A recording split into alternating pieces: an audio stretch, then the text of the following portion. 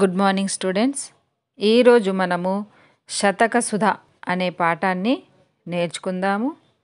శతక కవులు, ఇక్కడ శతక కవుల గురించి మనం నేర్చుకుందాము. వాళ్ళు నీతి పద్యాలను, వారి యొక్క నీతి పద్యాలను కూడా మనము నేర్చుకుందాం. पाठ से पहले मैं आपको कुछ इन्फॉर्मेशन देना चाहती हूँ. मेरा ब्लॉग अकाउंट है, मैंने उसका लिंक डिस्क्रिप्शन में दिया गया है. उसमें सारे सब्जेक्ट्स आपको मिल जाएंगे, पूरे क्लासेस के 6th to 10th क्लास तक पूरे सब्जेक्ट्स के आपको पूरे इम्पॉर्टेंट क्वेश्चंस मिल जाएंगे. न्यू लेटर राइटिंग पैटर्न भी मिल जाएगा आपको, और फर्स्ट लैंग्वेज सेकंड लैंग्वेज के स्टडी मटेरियल भी मिल जाएगा. और आपको ग्रामर के लिए मैंने स्पेशली क्वेश्चन पेपर बनाया है, वह भी आपको मिल जाएगा. और बॉटम राइट साइड जो है बेल आइकन, उसे प्रेस कीजिए, आपको नोटिफिकेशन मिल जाएगा. आप नोटिफिकेशन के लिए बेल आइकन को प्रेस कीजिएगा. चित्रंलो చూడండి, బొమ్మను చూడండి. चित्र में देखिए कि गुरुजी है और अपने अध्यापक जी है, और अपने बच्चों को वह बच्चों को नैतिक मूल्यों के बारे में समझा रहे हैं. ఆపదలు కలిగిన ధైర్యాన్ని కోల్పోకూడదు. अगर हमें परेशानियाँ आती है तो हम धैर्य को खोना नहीं चाहिए. हिम्मत से हमें काम लेनी चाहिए. మన మాట మంచిదైతే మనం అందరికీ మంచి వాళ్ళమే. अगर हमारी बात, हमारी ज़ुबान अच्छी है तो सभी को हम अच्छे लगते हैं. ఏదైనా పనిలో విజయం సాధించాలనుకునేవాడు కష్ట సుఖాలు లెక్క చేయడు. अगर आप कोई कार्य में विजय या विकास को या सक्सेस पाना चाहते हो तो हमें दुख और सुख का कोई हिसाब नहीं करनी चाहिए, बस उस काम में लगे रहने चाहिए. అమ్మా నాన్నలు దైవంతో సమానం. माता पिता भगवान के समान है. పాఠం ఉద్దేశం, విద్యార్థులలో నైతిక విలువలు పెంపొందింపచేయడం ఈ పాఠం ఉద్దేశం. छात्रों में नैतिक मूल्यों का विकास करना ही इस पाठ का उद्देश्य है. పాఠ్యభాగ వివరాలు. ఈ పాఠం శతక ప్రక్రియకు చెందినది. శతకంలో సాధారణంగా 100 లేదా 108 పద్యాలు ఉంటాయి. 100 या 108 పద్యాంశ होते हैं. ప్రతి పద్యం ప్రత్యేక భావంతో ఉంటుంది. పద్యం చివర విశ్వదాభిరామ వినురవేమ లేదా సుమతి లేదా భాస్కర మొదలగు మకుటాలు ఉంటాయి. మకుటం లేకుండా కూడా ఉండవచ్చు.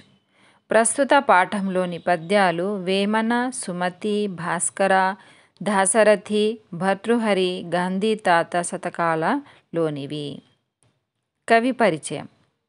सुमति शतककर्ता बद्देन, कवि का नाम क्या है? बद्देन. ये 13वीं शताब्दी के हैं.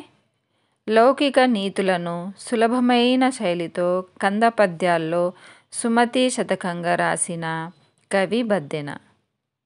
ఈయన సుమతి శతకంతో పాటు నీతిశాస్త్ర ముక్తావళి అనే గ్రంథాన్ని కూడా రాశారు. दूसरे है వేమన శతకకర్త.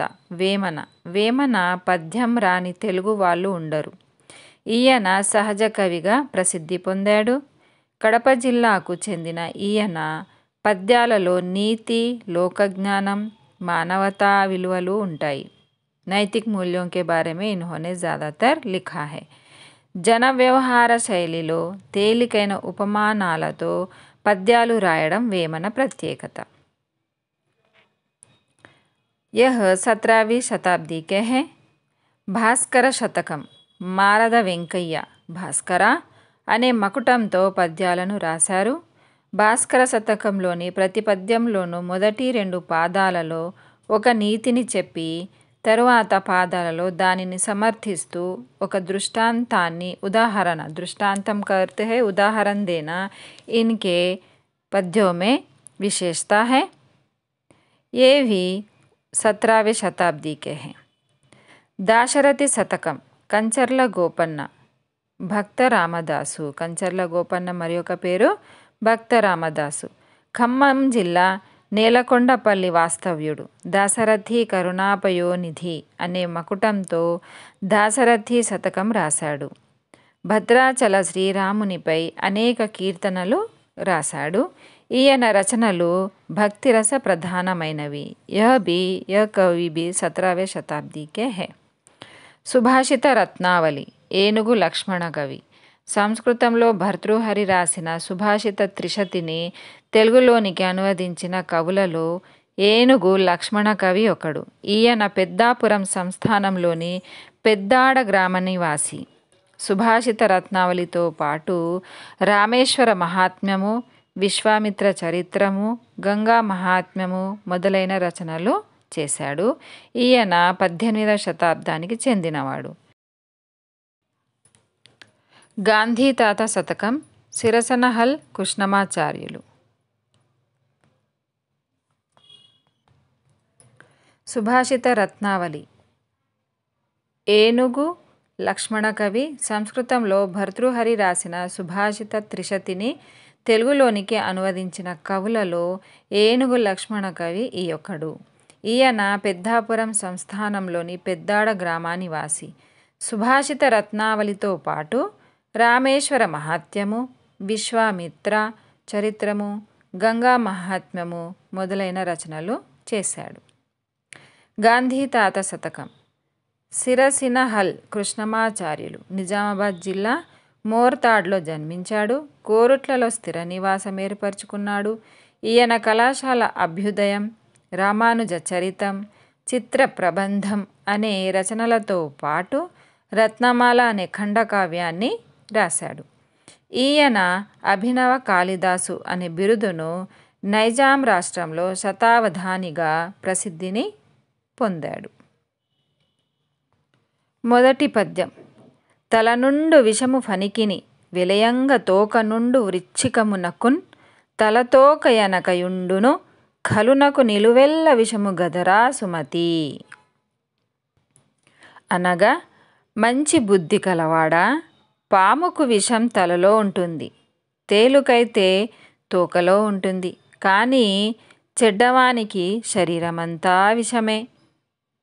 यहाँ पर कवि क्या कहते हैं, अच्छी हो ज्ञानी, सांप को उसको सिर में विष होता है और बिच्छू को उसके दुम में होता है, परंतु जो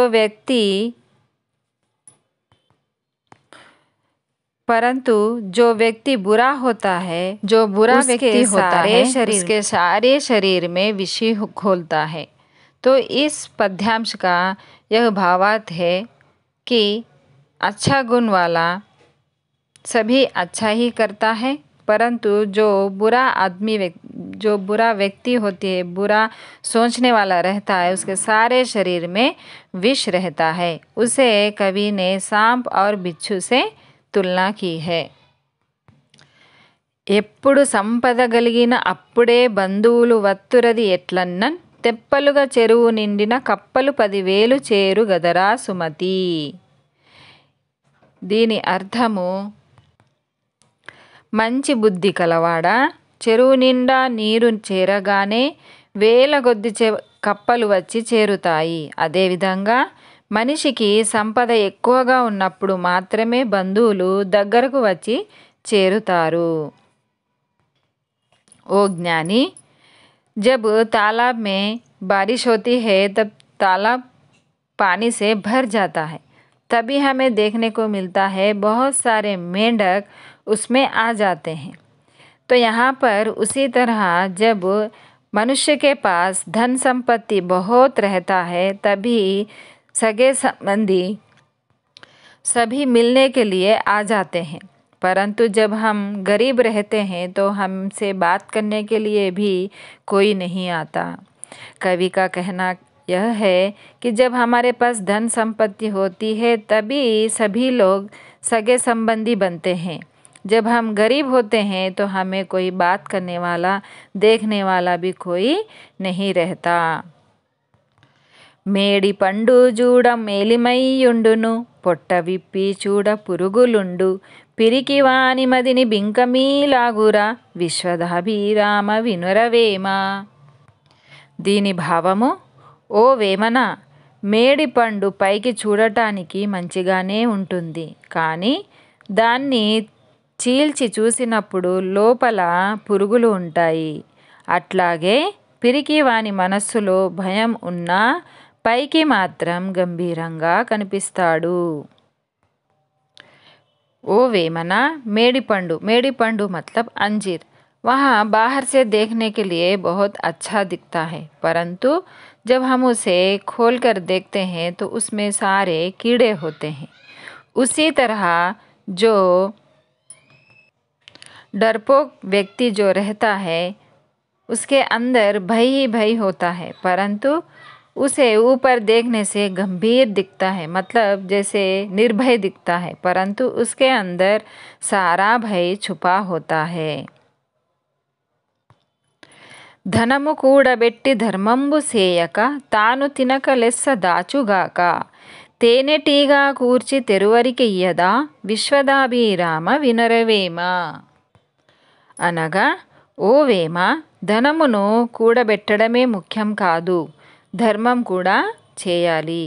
కొంతమంది అలా ధర్మం చేయకుండా తాము తినకుండా కూడబెడతారు. తేనెటీగ తేనెను తాను తాగకుండా తుట్టెలో కూడబెట్టి చివరికి బాటసారుల పాలు చేస్తున్నది కదా. మనమైనా తినాలి లేదా ఇతరులకైనా దానం చేయాలి. ఓ వేమన, अगर हम धन को कमाते हैं, परंतु धन कमाना ही मुख्य नहीं है, उसे दान भी करना चाहिए। परंतु थोड़े लोग ऐसा ही करते हैं कि हमेशा धन को कमाते हैं और धन संपत्ति कमाते हैं, उसे उसी तरह रख देते हैं, ना ही खुद खाते हैं ना ही दान धर्म करते हैं। इसी तरह उदाहरण के लिए जो मधुमक्खी होती है वह क्या करती है, मधु को लेकर इकट्ठा करती है, फूलों से मधु चूसती है और इकट्ठा करती है, और वह जाकर दूसरे लोग उसे खा लेते हैं।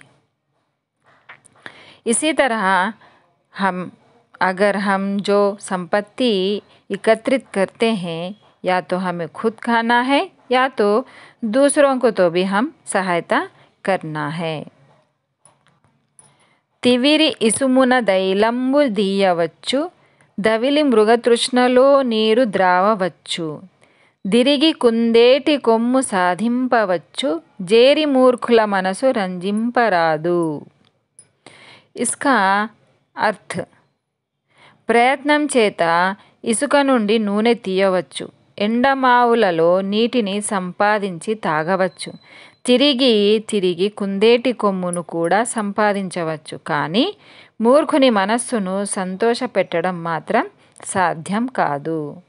कवि कहते हैं कि हम रेती में से तेल निकाल सकते हैं, रेगिस्तान में हम पानी भी पा सकते हैं, परंतु जैसे ही उसी तरह कुंदेटी కొమ్మును కూడా సంపాదించవచ్చు. मतलब इसका अर्थ यह है कि हम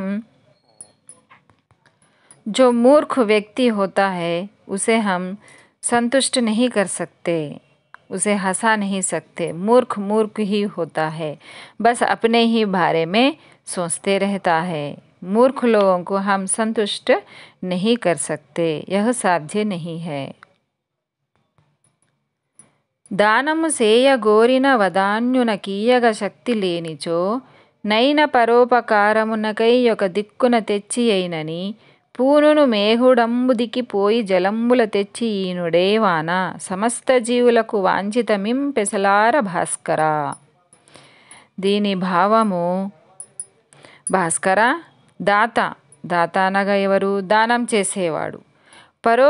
పరోపకారం చేయాలనుకుంటే ఒకవేళ తన దగ్గర లేకున్నా వేరొక చోటు నుండి తీసుకువచ్చైనా దానం చేస్తాడు. ఎట్లా అంటే జీవులందరికీ అవసరమైన వర్షపు నీటిని మేఘుడు సముద్రానికి వెళ్ళి తీసుకొని వచ్చి ఇస్తున్నాడు కదా। भास्करा यह कहते हैं दान जो करता है दाता वह अगर चाहे तो किसी प्रकार भी किसी की सहायता कर सकता है। उसी तरह जैसे समुद्र मेघ क्या करते हैं, वर्षा कैसी आती है हमें, मेघ जाकर समुद्र में जाकर वह पानी लेके आकर हमें बारिश देते हैं, है ना। उसी तरह मेघ जैसे हमें बारिश दे रहे हैं, उसी तरह अगर हम चाहे तो हम किसी प्रकार भी किसी की भी मदद कौन से भी रूप में भी हम मदद कर सकते हैं, परंतु हमारे मन में यह इच्छा आनी चाहिए, सहायता करने की इच्छा आनी चाहिए। నోచిన తల్లిదండ్రికి తనూభవుడొక్కడే చాలు మేటి, చేచాని వాడు చాచని వాడు వేడొకడు చాచిన లేదనకిచ్చువాడు, నోరాచి నిజంబు కాని పలుకాడని వాడు రణంబులోన మేన్ దాచని వాడు భద్రగిరి దాశరథి కరుణాపయోనిధి। దీని భావము ఏంటంటే, సముద్రమంతటి అపారమైన దయ కలిగిన వాడా, దశరథుని కుమారుడా, ఓ భద్రాచల రామ, ఒకరి దగ్గర చేయి చాపనివాడు, ఎవరైనా వచ్చి తనను అడిగితే లేదనకుండా ఇచ్చేవాడు, తన నోటితో సత్యాన్ని పలికేవాడు, యుద్ధంలో వెనుదిరగనివాడు, ఇలాంటి కొడుకు తల్లిదండ్రులకు ఒక్కడున్నా చాలు కదా।